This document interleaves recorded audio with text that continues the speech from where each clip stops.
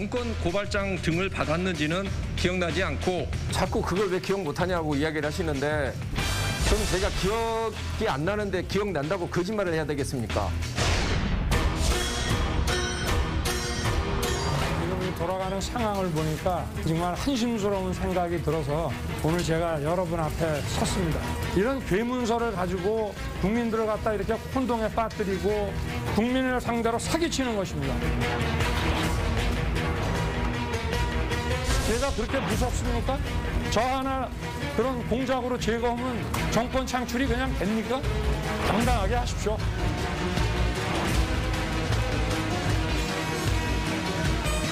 저를 국회로 불러주십시오.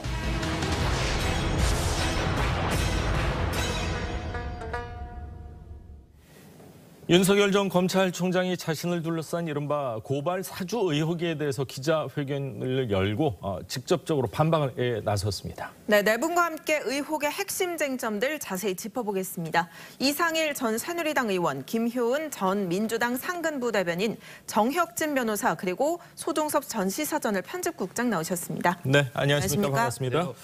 자, 어제 아침 9시 반에 김웅 의원 기자회견이 있었습니다. 그리고 한 7시간 전 후죠. 4시 한 30분쯤 예정이 없던 기자회견이 열렸는데 조금은 격앙된 목소리로 정면 돌파하겠다는 의지가 딱 보여집니다. 네, 정말 터무니없는 이런 황당무계한 허위보도 가짜뉴스를 접한 이 당사자로서 화가 안 날 수 없죠.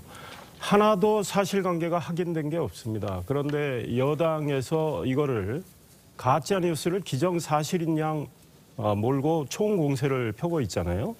윤석열 후보 범야권에서 가장 경쟁력 있는 대선 주자입니다. 정권 교체할 가능성이 가장 큰 분인데 이분만 쓰러뜨리면 여당은 대선을 편하게 치를 수 있다. 이런 생각에서 지금 저런 정치 공작을 하고 있다고 윤석열 후보 본인이 생각을 하고 그동안에 이 진상이 언론의 취재 등을 통해서 자연스럽게 확인될 걸로 기대를 했었어요. 그러나 이렇게 지켜보고 있는데 여당 총공세에 또 일부 같은 당 야당에서 일부 대선 주자가 편승을 해서 이제 경선이 시작되니까 반사이득을 얻으려는 이런 생각에서인지 몰라도 그런 자꾸 좀 거드는 이야기들도 나오고 해서 본인의 심경도 밝히고 사실관계 분명히 이야기하고 이것이 왜 정치 공작인지 국민 앞에 당당히 이야기하는 그런 자리를 가졌던 것입니다. 윤석열 후보의 예정에 없던 기자회견 불과 1시간 전에 저희 기자들에게도 전달이 됐는데 내용도 내용이지만 태도를 두고 여권에서는 지나치게 격앙된 거 아니냐 이런 태도를 짚은 비판들이 많이 나오더라고요. 네, 그렇습니다. 아까 영상에도 보셨겠지만 당당하게 하십시오. 뭐 국회에서 부르십시오. 굉장히 좀 짜증내는 모습이 있었거든요. 근데 우리가 이제 정치인들이 어떤 거를 얘기를 할 때 어쨌든 그냥 이제 감정을 좀 누그러뜨리고 이제 국민들에게 좀 솔직하고 좀 겸손한 모습으로 보이는데 뭐 통상적인 정치인의 모습이죠. 그거는 맞습니다. 어쨌든 윤석열 전 검찰총장의 그간의 어떤 모습들이 참 기존의 어떤 정치인들과 참 낯선 부분이 있었습니다. 그래서 마치 아직도 그 검찰처럼 국민들한테 윽박 지르고 좀 소리 지르고 그러는 것이 아닌가 해서 어제 여당에서는 송영길 대표를 비롯해서 대변인이나 다른 분들이 이제 기본적인 좀 국민에 대한 태도가 좀 제대로 안 돼 있지 않나 그런 거를 많이 지적을 했었습니다. 그런데 국민을 상대로 윽박을 질렀다는 여당 대표 이야기는 도대체 이해가 가지 않습니다. 지금 허위 보도를 한 언론사 그걸 활용해서 정치 공작을 하고 계속 정치 공세를 펴는 여당에 대해서 지적을 하고 있는 겁니다. 그런데 여당은 사실관계에 대해서 내용을 이야기하지 않고 있어요. 그러면서 할 말이 없으니까 총장의 목소리를 높였다. 태도를 가지고 지금 이야기를 하고 있는데 여당은 지금 이 사실관계 진위에 대해서 정말 진상 규명을 할 의지가 있는지 묻고 싶어요. 그렇군요. 저런 태도나 저런 목소리에 대해서 좋아하시는 분들도 분명히 있지만 또 저렇게까지 할 필요 있을까 하는 분들도 시청자 여러분들께서 잘 판단을 하실 거라고 생각을 하고요. 윤 전 총장 이 제보자를 향해서도 숨지 말고 당당하게 좀 나와서 정확하게 말해라 이렇게 목소리를 높였는데 대검이 제보자를 공익신고자로 인정한 부분에 대해서도 굉장히 좀 질타를 했습니다. 어떤 이유인지 직접 한번 들어보시죠. 제일 먼저 제보했다고 하는 사람, 여러분 전부 다 알고 계시죠? 그 사람의 신상에 대해서. 과거에 그 사람이 어떤 일을 벌였는지 여의도판에서는 모르는 사람이 없고 저도 들었습니다. 근데 그 사람이 언론에 제보부터 먼저 한 사람이 어떻게 갑자기 공익제보자가 됩니까? 그리고 검찰이라는 데가 엄정하게 조사하는 데지 요건도 맞지 않는 사람을 언론에다가 제보하고 다 공개한 사람을 느닷없이 공익제보자로 만들어주는 그런 기관입니까? 자, 어제 김웅 의원 기자회견이 9시 반이었는데 한 9시 50분쯤에서 대검에서 공익신고자 요건 충족한다 이렇게 얘기를 했습니다. 그러니까 무슨 소리 하냐 하면서 권익위에서 우리한테는 아무것도 접수가 안 됐는데 대검이 뭐 그 권한이 있는 게 아니다 이렇게 얘기를 하니까 또 대검에서 추후에 이제 좀 권익위에서 좀 판단해 주십시오. 뭐 이런 어떻게 보면 좀 공무원들끼리 권익위가 공무원 맞죠? 그렇습니다. 예. 좀 혼선이 일었었죠. 혼선이 일었고 아마 그 내용을 본 국민들도 이게 과연 조금 어디서 결정을 하겠다는 것인지 좀 헷갈렸을 것 같습니다. 뭐 저도 마찬가지였는데 일단 이 공익 침해 행위가 발생하거나 그럴 우려가 있으면은 이 관련해서 공익 신고를 할 수가 있게 돼 있습니다. 근데 어제 이제 김웅 의원이 9시 반부터 기자회견을 했고 9시 49분에 대검에서 이제 기자들에게 문자를 보내서 지난주에 휴대전화 증거자료 등을 제보자로부터 제출받아서 검토를 해왔고 관계 법령상 공익 신고자로서 요건이 충족됐음을 확인했다. 이런 내용의 문자를 기자회견 보냈습니다. 도중 아닙니까? 그렇습니다. 기자회견 도중이었죠. 예. 그러면서 이제 공익 신고자로서의 신분이 이제 전환됐다. 이렇게 언론에도 보도가 됐습니다. 그런데 오후에 이제 권익위가 이에 대해서 이제 보도 자료를 냈습니다. 이 공익 신고자 여부, 해당 여부와 보호 조치 여부에 대해서 최종 결정 권한은 수사기관에 있는 건 아니다. 그렇죠. 권익위가 갖고 있다라는 얘기죠. 그 동안에도 사실 뭐 추미애 전 장관 아들 그 휴가 미복귀 관련된 그 제보했던 인물이라든지 또 기타 등등 여러 가지 사건에 대해서 권익위에서 이제 공익 신고자 여부를 판단을 해왔고 대개 뭐 한 2달에서 3달 정도 그 기간이 좀 걸렸습니다. 그런데 상당히 이제 검찰에서 빠르게 이 부분에 대해서 공익 신고자다라고 확인을 했고 또 김웅 의원 기자회견 도중에 이런 부분이 언론에 알려짐으로써 뭐 이런저런 여러 가지 얘기가 나왔습니다. 그렇군요. 공익 신고자라고 하면은 우리가 통상적으로 생각을 할 때 여권에 대해서 집권 세력에 대해서 뭐를 폭로했을 경우가 주로 해당되지 않나 이런 생각이 들거든요. 지금은 야권을 향해서 이제 공익신고자 이런 신분이 되는데 이 신분에 대한 이런저런 얘기도 좀 많은 것 같아요. 뭐 어쨌든 그 부분을 이제 판단하는 것 자체는 그 당시 이제 검찰에서 실제로 제기된 보도대로 그런 행위가 있었다라는 부분이 이제 공익의 침해 소지가 있다라고 하면 검찰은 판단하는 것으로 보입니다. 기자회견에서도 여러 가지 그런 얘기들이 좀 있었죠. 그래서 김웅 의원도 이제 제보자를 좀 특정할 수가 있는 그런 사람이다. 선거 때 중요한 직책에 있었던 그런 인물이다라고. 윤 총장도 뭐 지금 누구를 특정해서 얘기를 하는 것 같고요. 그렇습니다. 원래는 아마 기자회견에서 어느 정도 좀 뭐 그 제보자 부분에 대해서 윤곽을 좀 밝힐 생각도 갖고 있지 않았나 뭐 보여지는데 일단 그렇게 검찰에서 통보를 함으로써 특정하지는 않고 대략적으로 그냥 이 총선 때 선거 관련해 중요한 직책에 있던 분이다라고 얘기를 하면서 현재 어떤 이 특정 대선 주자와 연관돼 있을 가능성 등등이 정치권에서 얘기가 되고 있는 그런 상황입니다. 정 변호사님은 어떻게 보셨어요? 일단은 공익신고자 관련해서는 공익신고자 보호법이 있습니다. 그 법에 따르면 공익신고자란 누구냐? 공익신고를 한 사람이다. 공익신고란 뭐냐? 공익침해 행위를 신고하는 것을 공익신고라고 하는데 이게 다 법에 나와 있는 내용이거든요. 그렇다라고 하면 공익침해 행위는 무엇이냐? 사람들이 일반적으로 생각했을 때 이거는 공익침해 행위일 거야. 이게 아니고 공익신고자 보호법 별표에 규정된 법률의 벌칙에 해당하는 행위거든요. 그렇군요. 그런데 그 벌표를 제가 쭉 찾아봤더니 한 471개가 되는데 지금 문제가 될 수 있다라고 하는 직권남용죄나 공직선거법 위반죄는 이 별표에도 해당이 되지가 않거든요.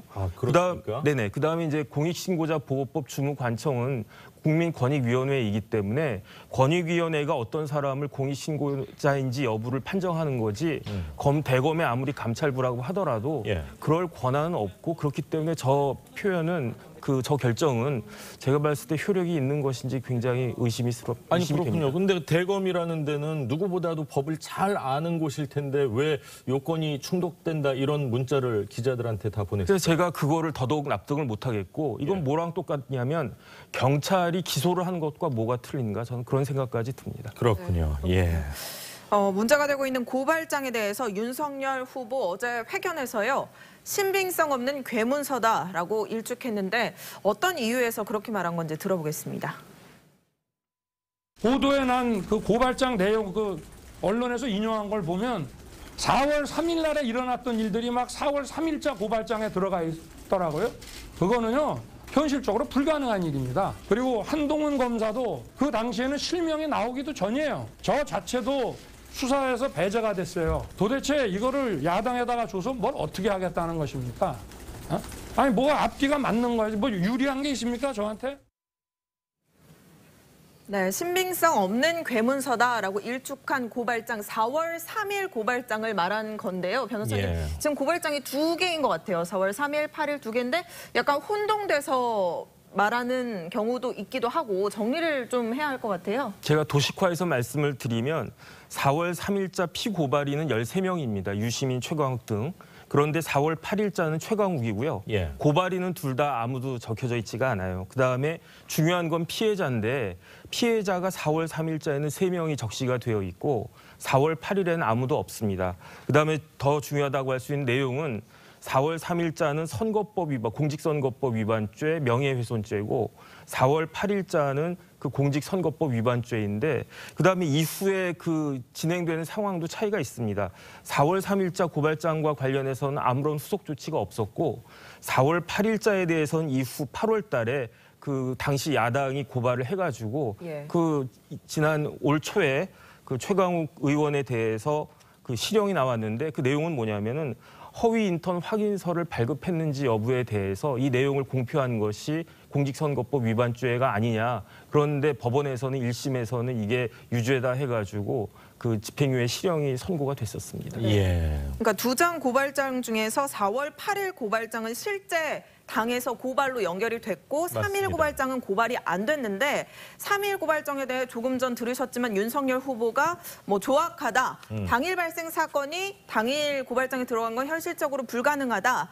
부인 김건희 씨 사건과 채널A 사건을 묶어서 한 고발장에 쓴다는 거는 상식적으로 납득이 안 간다. 이런 말에 대해서는 법조인으로서 어떻게 들으셨어요? 그래서 이제 4월 3일자 관련해서는 첫 번째로 명예훼손죄거든요. 제가 말씀드렸듯이. 그런데 명예훼손죄를 직접적인 당사자가 아닌 제3자가 고발을 한다는 것은 지극히 이례적인 일입니다. 예컨대 제가 화가 나도 만약에 이상일 의원님이나 이런 분들이 저 대신 제 의사를 묻지 않고 고발한다라고 하는 것은 사실 상정하기가 힘든 것이고 그다음에 이제 총선 10일 전에 그 고발장을 제출한다라고 하는 것이 과연 효과가 있었을 것인가. 그다음 수신처가 대검 공공수사부장이었는데 그때 배용원 검사장이 과연 일을 제대로 할 것이라고 기대를 할 수 있었을 것인가. 그다음 실무적으로는요. 이게 만약에 진짜로 친구 사이고 선후배 지간이고 했기 때문에 도와주려고 했다라고 하면 제가 봤을 때 한글 파일로 보냈을 겁니다. 왜냐하면 그래야지 내용을 수정하거나 당장 고발인이 공란인데 그 고발인에다가 뭘 써야 되는데 그렇게 하려면 다시 만들거나 파일을 변환하거나 그런 복잡한 일이 벌어지기 때문에 그다음에 이제 윤 총장도 이야기했지만 제가 그 내용을 봤더니 4월 3일자 고발장인데 그 내용에 최광욱은 2020년 4월 3일 전북도의 브리핑 룸에서 이러이러한 행위를 했다. 그다음에 유시민은 2020년 4월 3일 MBC 라디오 방송에 출연해서 이러이러한 일을 했다. 그러니까 시기적으로 앞뒤가 안 맞거나 아니면 너무나 이렇게 붙어 있는 거기 때문에 당장 거기 20장에 해당하는 그런 고발장을 작성하는 것이 현실적으로 가능할까 하는 의문은 들 수가 있겠습니다. 그렇군요. 지금 여권에서 가장 문제 삼는 게 텔레그램을 통해서 손준성 보냄이라는 문구가 나와 있다. 그 고발장에 표시가 돼 있기 때문에 여권 입장에서는 이거를 근거로 윤 전 총장 측근이라고 할 수 있는 대검 수사정보정책관으로 있었던 손 검사가 개인의 영역이 아니라 윤 총장의 지시 내지는 묵인 내지는 방관하에 한 것 아니냐 이런 의혹을 계속 얘기하는 것 같아요. 그렇습니다. 그런 추측을 전제로 해서 이제 정치적인 공세를 펼치고 있는 것이죠. 이번 사건의 가장 핵심적인 아마 이 고리 연결이라면은 과연 이 고발장을 작성한 주체가 누구냐. 예. 그리고 그 고발장을 그렇다면 왜 작성을 했는지, 그리고 그것이 어떤 과정을 거쳐서 당시에 어쨌든 미래통합당 쪽에 전달이 됐다면 어떤 과정을 거쳐서 전달이 된 것인지, 이런 부분 하나와 또 이제 그런 과정에서 윤석열 전 총장이 관여가 돼 있느냐 여부, 이렇게 볼 수 있는 것이거든요. 그런데 지금 이제 어쨌든 고발장의 작성 주체로 이렇게 의심을 받고 있는 손준성 당시 대검 수사정보정책관은 전혀 사실이 아니다라고 여러 차례 입장문을 내면서 강하게 이걸 부인을 하고 있습니다. 예. 그렇기 때문에 현재 단계에서는 그 중간 또 고리 역할을 했다라고 보이는 김웅 의원도 전혀 기억이 안 난다라고 이야기를 하고 있는 상황이기 때문에 지금 보도가 있고 그거에 대해 당사자들은 부인하고 있고 그 보도를 어떤 전제로 해서 여권에서는 또 공세를 펼치고 있고 야권은 그걸 반대로 근거를 대란하면서 반박을 하고 있는 이런 상황이기 때문에 결국은 이 부분을 밝히기 위해서는 이 수사당국의 맞습니다. 수사를 통해서 수사만 그렇습니다. 그 근거가 나와야 이 부분에 대한 정확한 진위 여부 판단이 가능할 것으로. 그러다 보니까 텔레그램이 조작된 거 아니냐 이런 얘기가 계속 나오고 현재 검사로서 보냈는지 안 보냈는지 전혀 알 수가 없겠지만 안 보냈다고 얘기를 하는데 그걸 수사 이외에 어떤 방법으로 그 진실을 밝히겠습니까? 예. 그런데 이 손준성 검사와 윤석열 후보의 연결고리가 지금 관심인데 예. 여권에서는 손 검사가 윤 후보 측근이다 이렇게 주장하고 반면 윤 후보 측은 또 아니다 추미애 라인이다 이렇게 말하다 보니까 손 검사는 또 모르는 일이다 받은 적 없다 이렇게 얘기하고. 그러니까 이게 국민들로서는 참 헷갈리는 거죠. 누구 사람이라는 거야? 이렇게 이제 헷갈리는 거고 서로 이제 인사의 시기 자체가 좀 다르게 윤 전 총장 측에서는 이제 지난 2월 인사 그 당시 부분을 이야기를 하고 있는 것이고 그 당시에 어쨌든 윤 전 총장 측에서는 그 현직에 있던 인물을 바꾸면 안 된다라고 얘기를 했는데 추미애 전 장관이 바꾸면서 온 사람이 이제 손준성 수사정보 정책관이다라고 얘기를 하는 것이고요. 예. 반대로 이제 추 전 장관 측에서는 그해 가을에 있었던 인사 때 윤 전 총장 측에서 손 정책관을 바꾸면 안 된다라고 얘기했다. 그렇기 때문에 윤 전 총장 측 사람이다라고 서로 다른 시점에서의 서로 다른 상황을 가지고 자신의 입장에서 얘기를 하다 보니까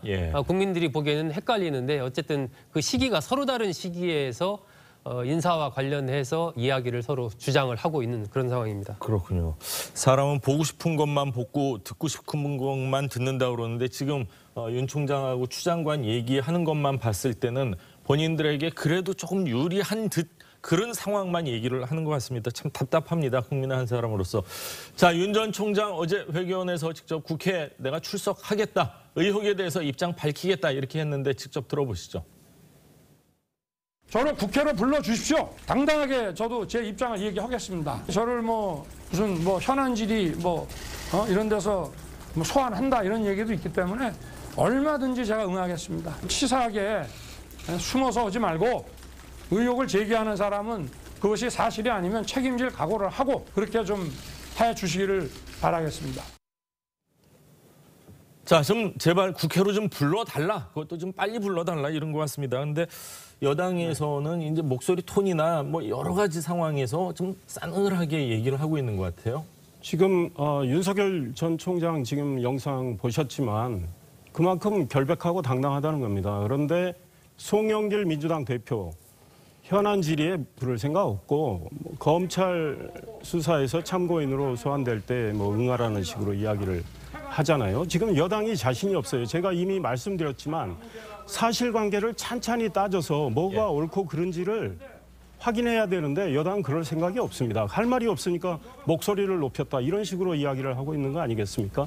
이미 이 자리에서도 이야기가 됐지만 손준성 검사는 보내지 않았다고 분명히 이야기를 하고 있습니다. 그리고 손준성 보냄이라는 텔레그램 문자는 조작 가능성이 충분히 있다는 게 전문가들의 이야기고 우리가 카카오톡 할 때 주민등록번호 인증하고 하는데 그런 절차가 텔레그램에 없습니다. 예. 조작 가능성이 있고 내용에 대해서도 윤 총장도 이야기했고 우리 정 변호사님 말씀하셨지만 4월 3일 당일 발생한 게 고발장에 들어가 있고 한동훈 검사장은 4월 3일 이름도 나오지 않는데 이름이 들어가 있고 그다음에 4월 8일 고발장은 말이죠. 예. 당에서 8월에 고발해서 이루어졌는데 그거는 김웅 의원이 자기가 스스로 이야기했잖아요. 이거는 바로 내 아이디어이다. 예. 최강욱 이분이 공직선거법 위반했기 때문에 이걸 고발해야 되겠다고 해서 본인이 메모를 써서 당에 건넸습니다. 예. 그런데 윤 전 총장과 관련된 건 하나도 고발이 이루어지지 않았어요. 그래서 김웅 의원이 한 거는 고발이 된 거죠. 예. 그래서 윤 전 총장과는 무관하다는 게 지금 윤 전 총장 측 입장이고 그다음 고발장에 있는 여러 가지 내용들 아까 민사 형사 사건을 한꺼번에 버무려서 고발을 했는데 4월 3일 시점에 첫 고발을 했는데 어떻게 4월 15일 선거 전에 수사를 할 수 있겠습니까? 그러니까 검사가 이거를 작성했다고 보기가 어려워요. 게다가 그 채널 A 사건 그 제보자 지모 씨에 대한 실명 판결문이 첨부가 됩니다. 그 손준성 본엠에 실명 판결문을 검사가 첨부했다는 건 이건 말도 안 되는 거예요. 왜냐? 검사가 야당에 몰래 고발 사주를 했다면 자기 신분을 감춰야 되는데 실명 판결문을 첨부를 했다면 나는 이런 검사입니다. 다 확인할 수 있어요. 이거는 검사 아니면 판사만 볼 수 있기 때문에 이런 말도 안 되는 이야기들이 이렇게 언론이 이걸 확인하지도 않고 보도를 하니까 우리 국민들이 지금 판단에 굉장히 혼란이 돼 있는데 국민들께서는 여당은 왜 사실을 따지려고 하지 않는지 왜 정치 공세만 하는지 이거를 보시고 판단을 해주셔야 되겠다 이런 생각입니다. 그렇군요. 하지만 이상일 의원님이 쭉 말씀해 주신 것도 어디까지나 가능성입니다. 특히 이제 텔레그램 조작 가능성에 대해서도 말씀을 해 주셨는데 그것도 역시 가능성이지 현직 검사가 뭐 보냈는지 안 보냈는지는 모르겠지만 보냈다고 해서 지금 이 순간 제가 보낸 게 맞습니다. 큰 죄를 졌습니다. 이렇게 얘기할 수는 없는 상황이고 검사 몇몇 분이 술자리에 동석을 했었는데 전혀 하지 않았었다 얘기했었던 적도 있기 때문에 사실 뭐가 진실인지는 좀 더 지켜봐야 될 것 같습니다. 네. 윤 전 총장은 어제 회견에서요. 이번 이 고발 사주 의혹을 최초 보도한 인터넷 매체에 대해서 날을 세우기도 했습니다. 그런데 이 과정에서 언론관이 편향됐다는 비판도 나왔는데 어떤 얘기인지 들어보겠습니다. 의원들도 면책특권 뒤에 숨지 말고 우리 국민들이 다 아는 그런 메이저 언론을 통해서 또 어디 재소자 들먹이지 말고 좀 국민들 누가 봐도 좀 믿을 수 있는 신뢰성 있는 사람을 통해서 이렇게 좀 문제를 제기하려도 좀 제기를 해 주셨으면 좋겠습니다. 본질을 흐리고 소리 지르고 공익제보에 대한 인권의식 또 신생 언론에 대한 차별과 비하는 모두 오만불손하다는 태도로 귀결됩니다. 윤석열 후보는 이제 검찰총장이 아니라 국민의 선택을 호소해야 하는 야당의 대선 예비 후보라는 점을 다시 한번 지적합니다. 네, 문제를 제기하려면 메이저 언론을 통해서 하라. 그 말은 곧 인터넷 매체나 신생 언론을 폄하하는 거 아니냐. 언론관이 편향됐다. 이런 비판을 받고 있는 발언입니다. 네, 지금 이거는 이제 언론관에 대한 편향성도 드러냈지만 어제 사실 윤석열 전 총장이 지금 의구심이 드는 사건에 대해서 사실은 명쾌하게 어제 설명을 못했거든요. 아니 본인도 사실 제대로 알지 못할 가능성도 높지 않나요? 아니 근데 어쨌든 간에 이게 처음에 그 언론을 통해서 문제 제기가 됐고 그래서 이제 그게 되게 궁금했었는데 이 사건은 생각보다 단순하거든요. 그러면 검찰 그 신중성 검사를 통해서 고발장을 작성을 했고 그거를 김웅 의원한테 전달을 해서 그게 당에 갔는가. 그거를 밝히면 되는 되게 단순한 사건인데 김웅 의원의 말이 매일 바뀌고 그것도 아침 바뀌고 저녁 바뀌고 하면서 굉장히 그 의구심을 사실은 키워버렸습니다. 어제 기자회견도 다 언론에서도 맹탕 기자회견이라고 지적한 것처럼 기억이 나지 않는다. 나는 작성하지 않았다. 허위 사실에 대해서는 법적 대응하겠다. 그런데 사실은 우리가 뭔가를 긍정하거나 부인하기 어려울 때 하는 말이 기억나지 않는다거든요. 워낙 법률가이기 때문에 그런 부분을 잘 알고 좀 빠져나가신 것 같은데 그래서 이런 것들이 굉장히 국민들한테 의구심이 있기 때문에 계속 어떤 윤석열 총장 측의 어떤 그 입장을 요구한 거고, 이제 윤석열 총장 측에서도 어제 이제 그게 정치 공작이다라고 어제 강하게 말씀을 하셨는데요. 그 과정에서 지금 본질이 좀 왜곡되는 게 인터넷 매체라 신뢰성이 없다. 제보자의 발언이 신뢰성이 없다. 텔레그램이 조작 가능성이 있다. 이런 식으로 해서 되게 비본질적인 문제의 어떤 왜곡을 통해서 좀 문제가 좀 바뀌고 있지 않느냐. 그런 저는 우려를 하고 싶습니다. 그렇군요. 제가 한 말씀 드리고 싶으면 예. 이번에 보도한 인터넷 매체의 그 보도 내용은 지금 이제 많이 확인이 되고 있어요. 이 허위 보도 가능성이 매우 크다. 물론 수사기관을 통해서 더 밝혀야 되겠죠. 그러면 예를 하나 들어서 그 인터넷 매체가 김웅 의원을 9월 1일, 9월 2일 취재를 합니다. 보도하기 전에. 예. 9월 1일 김웅 의원 그 녹취록 나왔죠. 윤석열 총장과 무관하다. 이 고발장 내가 한 거다. 이런 식으로 이야기를 합니다. 근데 그거는 보도를 하지 않아요. 그리고 이제 9월 2일 계속 좀 유도 질문 같은 걸 해가지고 기억 안 나는 김웅 의원이 기억 안 난다고 하는데 계속 뭘 물으면서 마치 이제 뭐가 있는 것처럼 보도를 한단 말이죠. 이런 보도, 저도 기자 출신입니다. 이런 보도의 태도는 정말 정도를 건너 언론의 태도가 아니다. 그러니 일부 의도를 가진 특정 성향의 한 인터넷 매체가 이거를 소위 말해서 허위보도 가짜뉴스를 내보내고 나면 소위 또 특정 목적을 지닌 소위 또 다른 매체들이 이 의혹을 부풀리기를 하고 그다음에 어떻게 됐습니까? 여당 전현직 대표 다 나서고 대선 주자 나서고 여당 의원들 나서고 해서 이 의혹을 키워가는 이 삼각 카르텔, 이 삼각 체계의 문제를 윤 전 총장은 지적을 한 겁니다. 그렇군요. 자, 윤 전 총장 기자회견에 앞서 고발 사주 의혹의 핵심 인물의 한 명이죠. 김웅 의원 기자회견을 가졌는데 그동안 모호한 해명을 반복을 했었는데 기자회견에서 뭐가 좀 있겠지 했는데 역시 좀 그대로였습니다. 어떤 얘기가 나왔는지 직접 들어보시죠. 보도된 해당 고발장은 제가 작성한 것이 아님을 명백히 밝힙니다. 실제 보도된 본건 고발장은 저와 관련이 없습니다. 본건 고발장 등을 받았는지는 기억나지 않고 이를 확인할 방법도 없습니다. 일각에서 제가 정치 공작에 가담했다는 루머를 퍼뜨리는 세력이 있는데 이는 명백한 허위사실 유포이며 엄중히 법적 조치를 취할 예정입니다. 자, 그동안 개별 언론사하고는 이런저런 얘기를 하면서 굉장히 사실 국민들이 좀 혼란스러웠거든요. 저희도 뉴스를 전하면서 과연 어떤 얘기를 인용을 해야 될지 좀 헷갈릴 정도였는데 어제 기자회견이 그냥 그 내용 그대로였던 것 같아요. 기존에 이야기했던 것에서 다른 거라면 어쨌든 대변인직, 유승민 캠프의 대변인직이 사퇴한다. 그거 말고는 나머지 부분은 그동안에 했던 얘기의 반복이었기 때문에 굳이 기자회견을 했어야 되나 하는 그런 생각이 듭니다. 어쨌든 김웅 의원은 기억이 안 난다. 그리고 그것을 다시 확인할 수 있는 방법도 없다. 자신이 이야기했던 이른바 이 SNS의 방을 폭파했기 때문에 확인할 수 있는 방법도 없다라는 것이죠. 그러면서 고발장 자체는 자기가 작성한 것이 아니다. 이렇게 얘기를 했습니다. 그러면서도 어쨌든 매체가 이걸 조작할 가능성은 별로 없고 그렇기 때문에 손준성 보냄이라는 그런 부분 이 문구가 있고 그러면은 자신이 고발장을 단순 전달했을 수도 있다. 또 이렇게 또 얘기를 했거든요. 그러니까 애매모호해요. 전달을 했다는 건지 안 했다는 건지 이게 좀 헷갈리는. 그냥 아예 그냥 전부 아무런 기억이 안 난다. 이렇게 그냥 해버리면 되는데 여러 가지 가능성을 열어두면서 하지만 나는 관련이 없다라고 이렇게 얘기를 했기 때문에 이것이 향후에 법적인 여러 가지 그런 것까지 염두에 둬서 좀 입장을 밝힌 것 아니냐 이런 해석이 나오고 있습니다. 네. 그러니까 김웅 의원 본인이 검사 출신이고 법률 전문가이기 때문에 향후에 있을 검찰 수사를 대비해서 전략적으로 모호한 답변을 한 거 아니냐 이런 시각에 대해 어떻게 보십니까? 일단 저도 어제 기자회견을 실시간으로 봤는데 도대체 무슨 말을 하는지 이해가 안 되더라고요.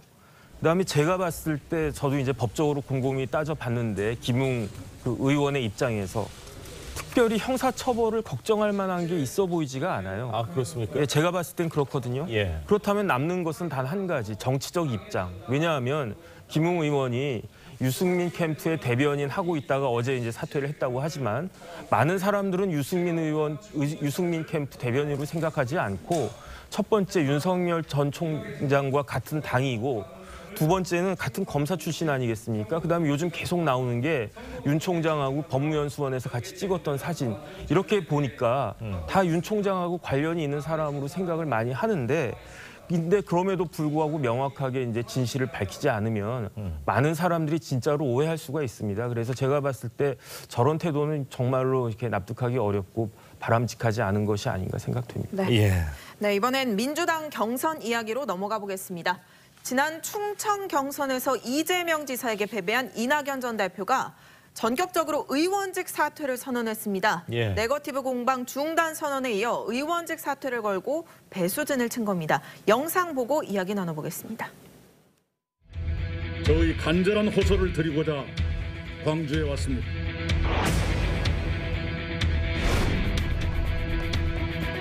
국회의원직을 버리고 정권 재창출에 나서기로 결심했습니다. 국회가 당사자의 의견을 존중해 주시리라 믿습니다. 특별히 호남 내려와서 이야기를 하시는 분인 거죠. 호남에 맞춰서 그런 것은 아닙니다. 며칠 동안 깊은 고민이 있었습니다.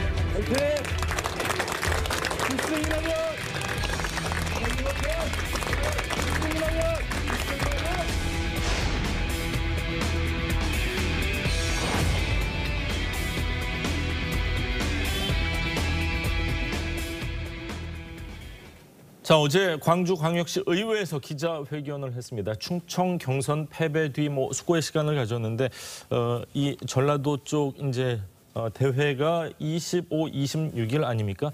아무래도 이제 그거하고 좀 연관돼서 얘기하시는 분들이 많은 것 같아요. 그렇기도 하고요. 이제 이번 주에 이제 1차 스포이크라고 해서요. 64만 명의 선거인단의 투표 결과가 나오죠. 근데 이제 그거를 겨냥한 것도 있겠지만 지금 이낙연 그 후보 입장에서는 굉장히 그 정권을 재창출해야 된다는 절박감이 매우 큰 것으로 보입니다. 그러니까 어쨌든 민주정부 4기가 내년에 반드시 만들어져야 되고 그 과정에서 당신이 모든 걸 내려놓고라도 모든 걸 다 던져서 나는 정권 재창출을 하겠다라는 굉장히 결연한 의지를 이제 어제 보여주셨죠. 그래서 어제 광주에서 기자회견 하실 때 그 음성이나 이런 거 보면 그때 2017년 총리 때 정말 국회 대정부 질문에서 정말 야당 의원들을 참 엄중하게 질책했던 그런 어떤 결기 이런 것들이 지금 보여졌거든요. 그래서 이낙연 후보 같은 경우에 사실은 지금까지 국회의원 5선 했고 전남지사 했고 총리까지 했기 때문에 이제 정말 국가를 위해서 내 모든 것을 던져서 민주당이 반드시 승리해야 된다는 그 어떤 의원직 하나 던지는 것 이상의 자신의 어떤 정치 인생의 모든 걸고 국민과 당원들에게 반드시 민주당 정권을 만들어달라라는 그런 절박한 호소였다는 거 보입니다. 결기는 느낄 수가 있는데 그거에 대한 효과는 따라오리라고 보십니까? 아니면 효과는 조금 미지수로 보시는지요? 글쎄 요즘은 워낙 국민들이 현명하게 잘 판단을 하시더라고요. 그러니까 이 어떤 거를 정치인들이 했을 때 이게 어떤 정치적 목적이 강한가 아니면 정말 진정성이 있는가 이렇게 보는데요.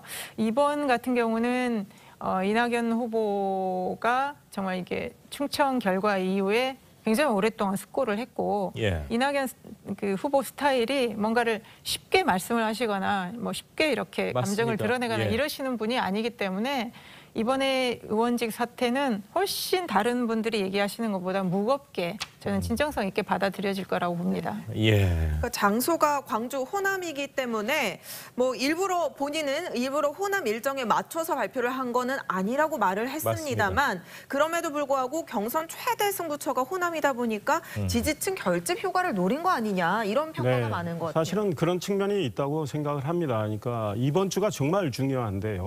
64만 명의 이제 선거인단이 투표를 하고 그 결과가 나오는데 전체 선거인단의 한 38% 됩니다.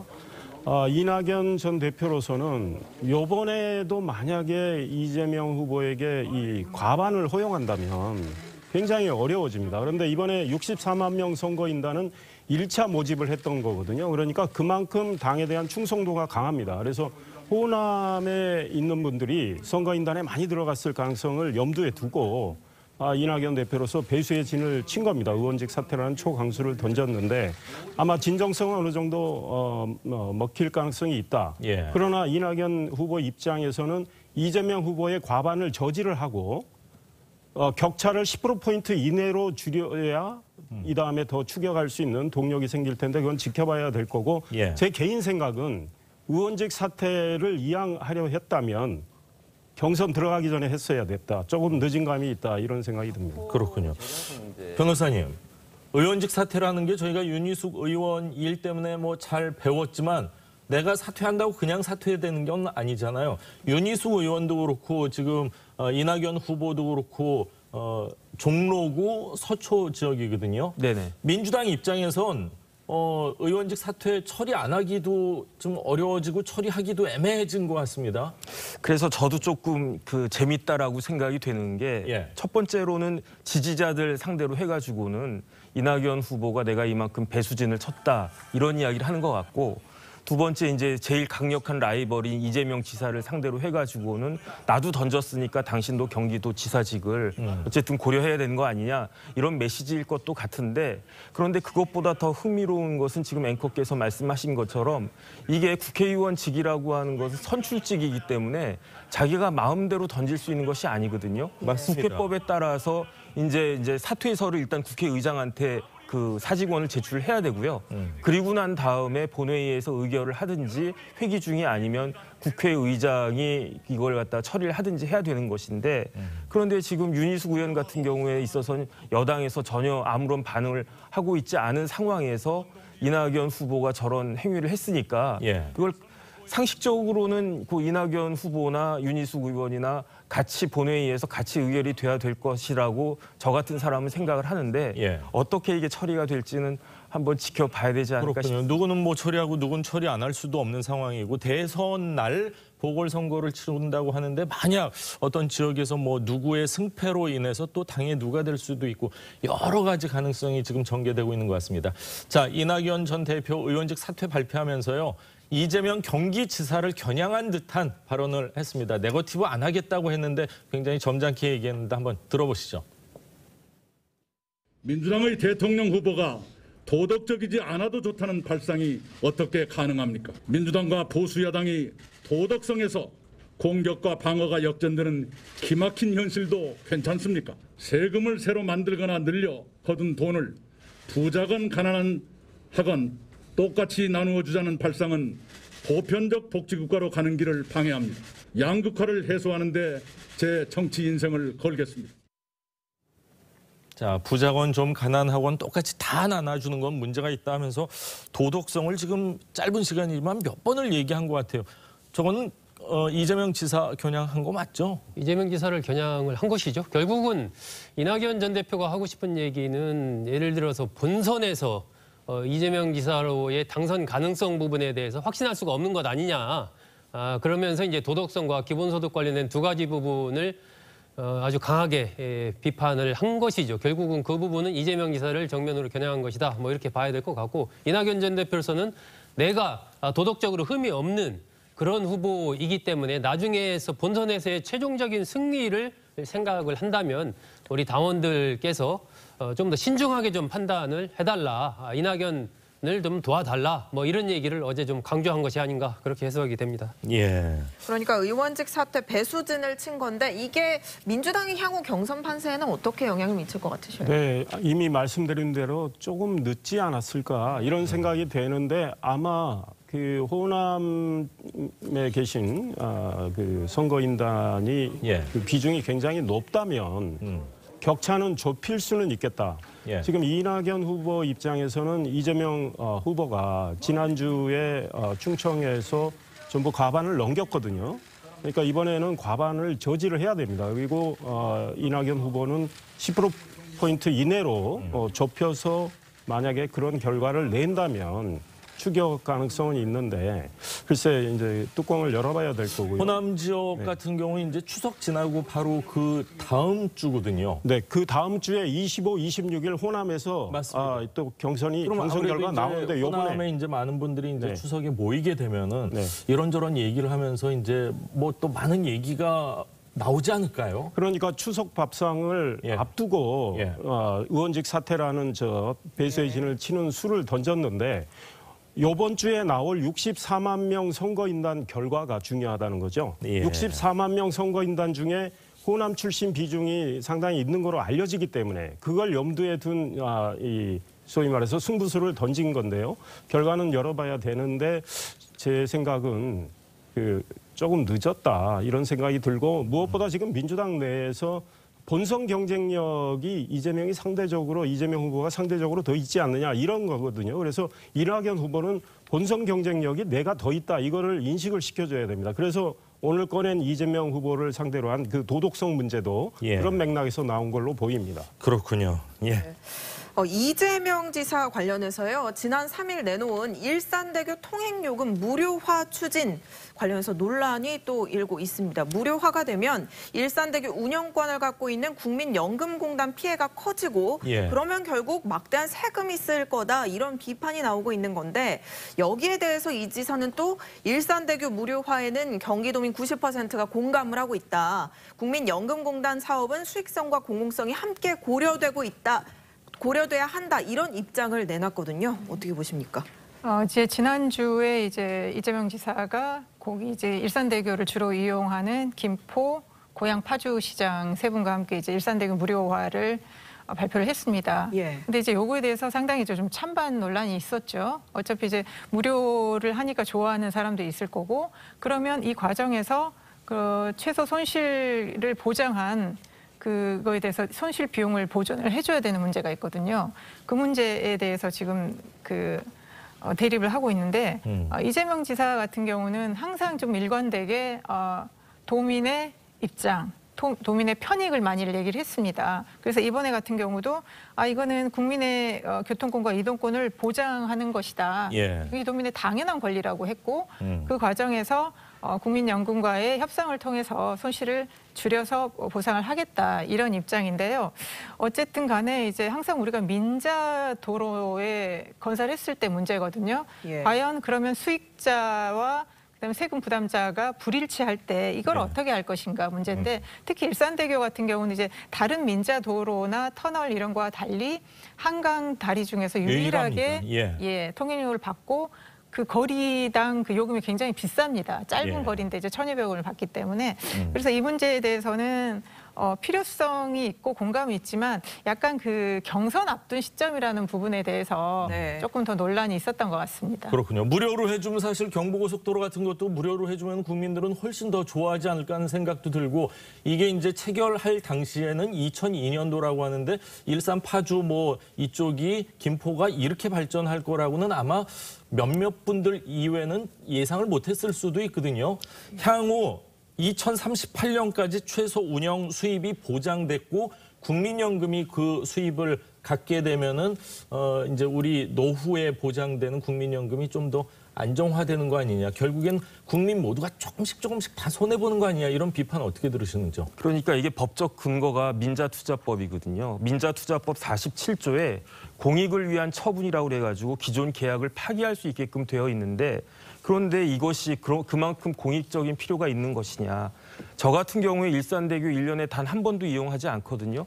그런데 그것을 수익자 부담의 원칙에 반해가지고 일반적인 사람들이 저기 지방에 있는 그런 사람들이 왜 그 다리를 주구장창 이용하는 그런 분들을 위해서 조금이지만 손해를 봐야 되는가. 이 부분에 대해서 설득력이 있어야 되는데 그것이 아니고 그냥 이 지사가 딱 나가가지고 난 이렇게 결정했다라고 이야기하는 것이 과연 일반 국민들에게 맞는 것인가. 저는 지극히 의문스럽습니다. 공익 처분을 막을 수는 없다고 합니다. 그렇지만 국민연금 입장에서는 또 배임 시비가 불거질 수 있기 때문에 또 지리한 법정 싸움이 이루어지지 않을까 마냥 그런 생각도 듭니다. 자, 오늘 네 분 말씀은 여기까지 듣도록 하겠습니다. 말씀 감사합니다. 감사합니다.